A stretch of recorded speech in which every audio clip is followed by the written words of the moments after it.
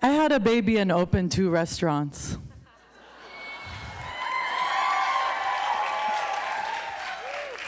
Every day people ask me, how are you able to balance everything? You're so amazing. I look at them and think to myself, balance?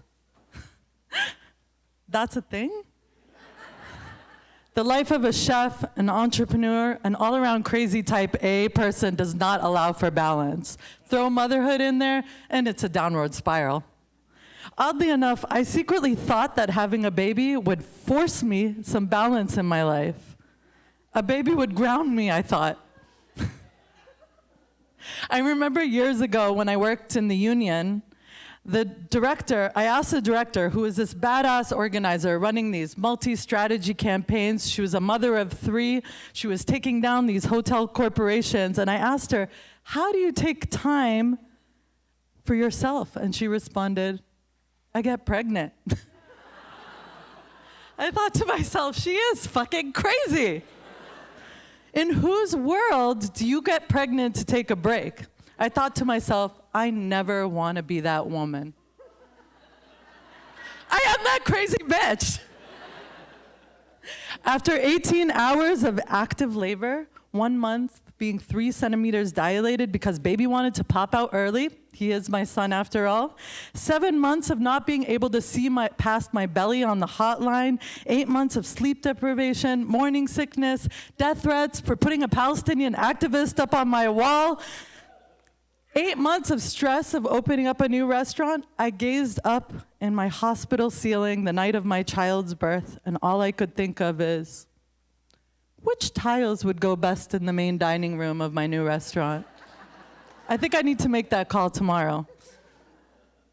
The night prior, I had done my last official work gig for my maternity leave. A collaboration with Chef Preeti Mistry as part of La Cucina's Women in Food Restaurant Week series. I was ready to evict that baby from my womb to make sure things stayed right on schedule. Preeti made this delicious but amazingly spicy asparagus, and I chomped on it all night in hopes that it would do the final trick to induce my birth. 3 hours later, and voila. Thanks, Preeti. I was wheeling and dealing from my hospital bed, thinking about how I was gonna pull this all off. Recipe development, hiring a chef de cuisine, all the things you basically should not be thinking of after giving birth.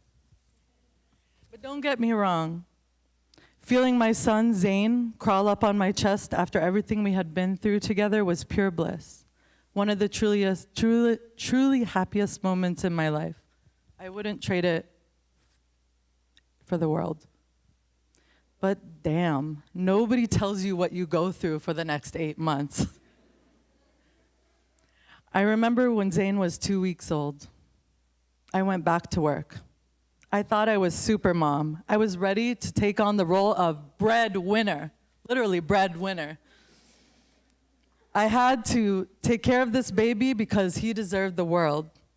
I had trips to Brooklyn, to Aspen, to Napa. I had booked to cook for events and do talks. I was gearing up to open a high-profile restaurant. I had real high hopes.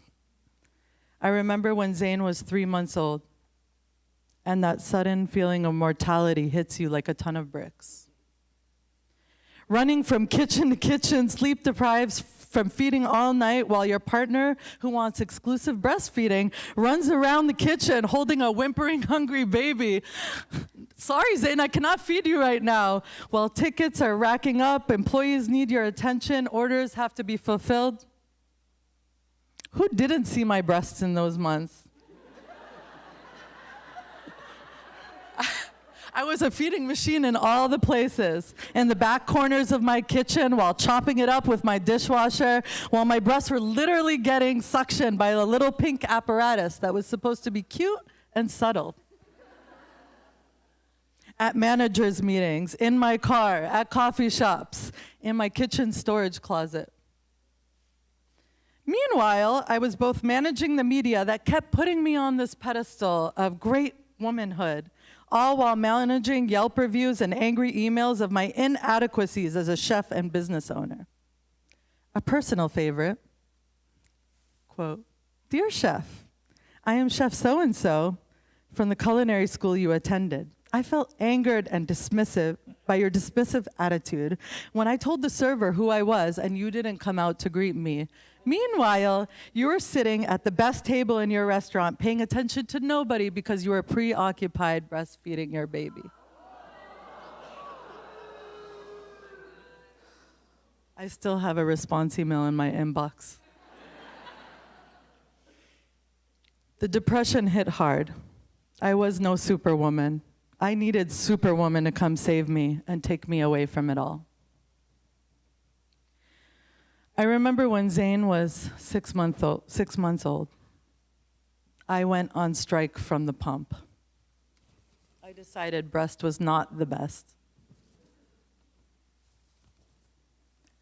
When I think of taking care of my son, I often feel guilt and shame for not being maternal. My husband knows everything about his schedule, when he feeds, his nap times, his favorite toys, which kids he likes to play with at baby dance class. Yes, that is a thing. And he has his own mommy groups and play dates. And I feel like sometimes I just know nothing about Zane. There's a price I pay for choosing to invest in building a vision I'm committed to through my restaurants. There's always a sacrifice.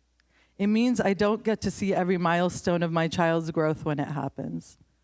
It means I have to work extra hard to find time to take care of myself and my family. But that vision is much greater than me grappling with my motherhood. Because part of being a mother is about creating a sense of home and belonging.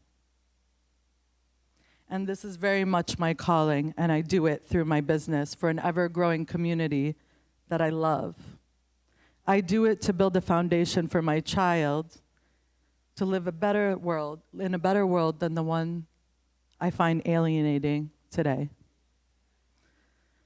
I had a baby and opened 2 restaurants.